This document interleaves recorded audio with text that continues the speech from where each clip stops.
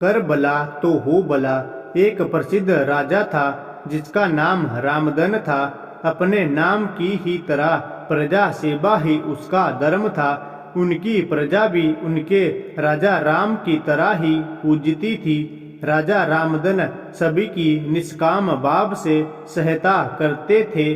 फिर चाहे वो उनके राज्य की प्रजा हो या अन्य किसी राज्य की, उनकी ख्याति सर्वत्र थी। उनके दानी स्वभाव और व्यवहार के गुणगान उसके शत्रु राजा तक करते थे। उन राजाओं में एक राजा था भीमसिंहा, जिसे राजा रामदन की इस ख्याति से ईर्ष्या थी। उस ईर्ष्या के कारण उसने राजा रामदन को हराने की एक रणनीति बनाई और कुछ समय बाद रामदन राज्य पर हमला कर दिया। भीमसिंहा ने छल से युद्ध जीत लिया और रामदन को जंगल में जाना पड़ा। इतना होने पर भी रामदन की लोकप्रियता में कोई कमी नहीं थी।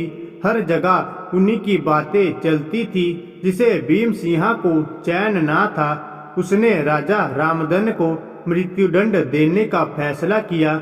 उसने ऐलान किया कि जो राजा रामदन को पकड़कर उसके सामने लाएगा वो 100 सोने की दिनार देगा।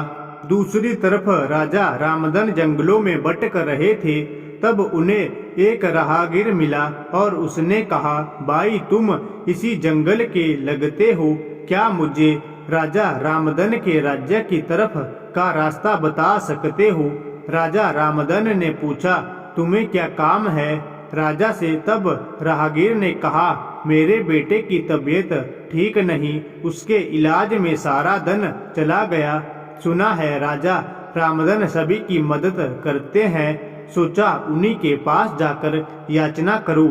यह सुनकर राजा रामदन राहगीर को अपने साथ लेकर भीमसिंहा के पास पहुँचे। उन्हें देख दरबार में सभी अचंभित थे। राजा रामदन ने कहा, हे राजन, आपने मुझे खोजने वाले को 100 दिनार देने का वादा किया था। मेरे इस मित्र ने मुझे आपके सामने पेश किया है, अतः इसे वो 100 दिनार दे दे। यह सुनकर राजा भीमसिंहा को एहसास हुआ कि राजा रामदन सच में कितने महान और दानी है, और उसने अपनी गलती को स्वीकार किया। साथ राजा रामदन को उनका राज्य लौटा दिया और सदा उनके दिखाए रास्ते पर चलने का फैसला किया। दोस्तों, इसी को कहते हैं कर भला तो हो भला।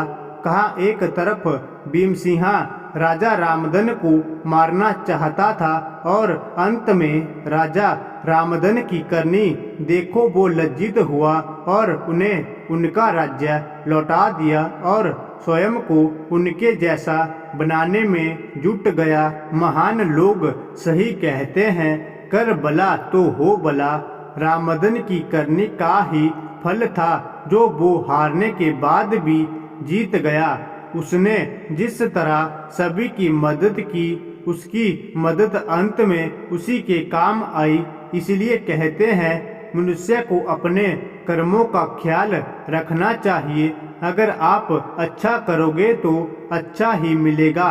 मानसिक कष्ट होता है, लेकिन अंत सदैव अच्छा होता है।